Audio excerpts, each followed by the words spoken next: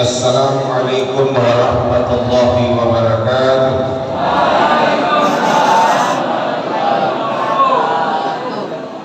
Alhamdulillahi rabbil alamin. Wassalatu wassalamu ala asrafil anbiya'i wal mursalin, ala sayyidina Muhammadin wa ala alihi wa sahbihi ajma'in, amma ba'd.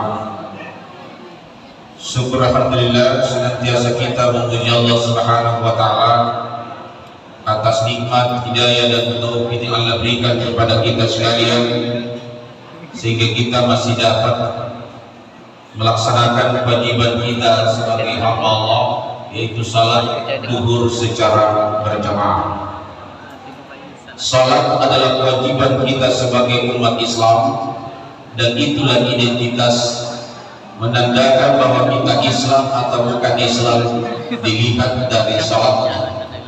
Banyak orang yang mengatakan saya Islam, tetapi tidak pernah kita buktikan melaksanakan sholat 5 kali sehari semalam. Maka itu namanya Islam identitas, Islam KTP. Itu yang banyak. Jangan sampai kita termasuk orang yang di dalamnya. Maka bagaimana kita tidak termasuk Islam KTP? Jadikanlah, persaksikan hadir kita bahwa saya Islam.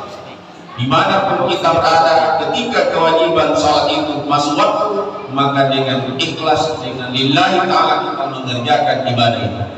Jangan ketika azan dikumandangkan kayak ada yang takut masuk masjid, dan sebagian ada yang takut karena ketika waktu sholat dia menghindar dari masjid. Apakah yang dimaksudkan?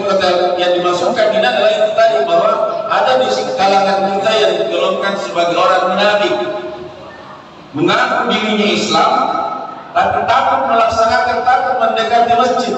Itu namanya golongan orang-orang munafik. Itu sejak zaman Nabi itu banyak. Itulah orang-orang munafik yang membunuh para sahabat, yang membunuh Khulafaur Rasyidin, yang membunuh Umar bin Khattab, Utsman bin Affan, Ali bin Abi Thalib, yang membunuh Hasan dan Husain. Itu dari golongan orang-orang munafik yang mengaku dirinya Islam tetapi dia cuma mengaku tapi tidak melaksanakan syariat Islam. Selanjutnya, apa tujuan kita? Tujuan kita adalah liya'budu, menyembah kepada Allah Subhanahu wa taala. Bagaimana syarat menyembah kepada Allah? Kita harus suci. Di dalam Al-Quran dijelaskan, innallaha yuhibbut tawwabina wa yuhibbul mutatahhirin. Allah mencintai orang-orang yang senantiasa bertaubat dan mencintai orang-orang yang senantiasa mensucikan dirinya, membersihkan dirinya. Jadi syarat untuk bisa dicintai oleh Allah adalah senantiasa kita mengampun kepada Allah. Rasulullah sendiri orang yang sudah dijamin oleh Allah beristighfar 100 kali. Kita belum ada jaminan yang selalu melakukan kesalahan dan kehilapan. Kita harus banyak beristighfar. Yang kedua adalah membersihkan diri. Kita membersihkan diri kita sebelum kita melaksanakan salat. Kita mengambil air wudu untuk menghadap kepada Yang Maha Kudus, kepada Allah. Maka perbaikan itu sekarang cara mengambil air wudunya. Jangan ketika mengambil air wudu bicara dengan temannya. Ini yang harus kita lakukan. Bagaimana membersihkan diri kita. Yang terakhir, yang selalu yang ditinggalkan oleh sekalian, walaupun itu sunnah. Kenapa salat setiap sebelum salat wajib dan sesudah salat wajib kita melaksanakan salat sunnah 2 rakaat saja?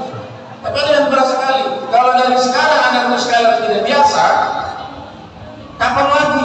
Nanti sudah tua.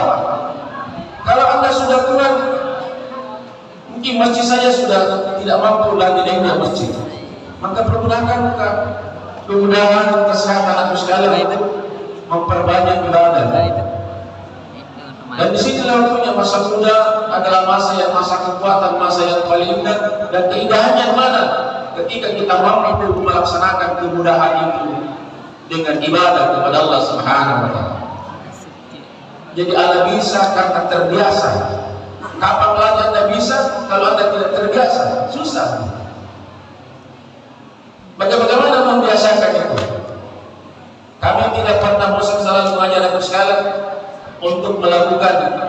yang sunnah maupun yang wajib, karena kita adalah sesama umat Islam saling nasihat menasihati. Jangan sampai yang menyebabkan setiap hari seperti itu. Sedangkan kita saja diberikan nasihat belum tentu kita tahu, belum tentu kita laksanakan, apalagi tidak. Karena memang kita manusia selalu terluput yang namanya kesalahan dan kehilapan. Kadang kita ceramai, dia juga ceramah. Ketika disuruh ceramah, tidak mengenai. Ini harus tanamkan kepada sekalian. Jadi apapun yang disampaikan, kita simak. Apa yang disampaikan? Tujuannya apa? Supaya kita sama-sama memahami. Tadi saja orang yang saja tanya mengenal Nabi, ditanya saja tentang lahirnya Nabi, masih banyak yang tidak tahu. Tanya siapa istrinya Nabi, banyak yang tidak tahu. Apalagi yang lain. Karena sekarang karena lebih sibuk dengan kemajuan ilmu dan teknologi sekarang, 2 kali 24 jam HP yang tidak pernah lepas. Inilah yang mempermudah kita. Tapi kalau jadikan HP itu untuk suatu media pembelajaran, apa yang kita selalu cari di situ. Tapi kalau dijadikan HP sebagai main game saja, kenapa itu? Jadikan itu sebagai alat, jadikan Al-Quran,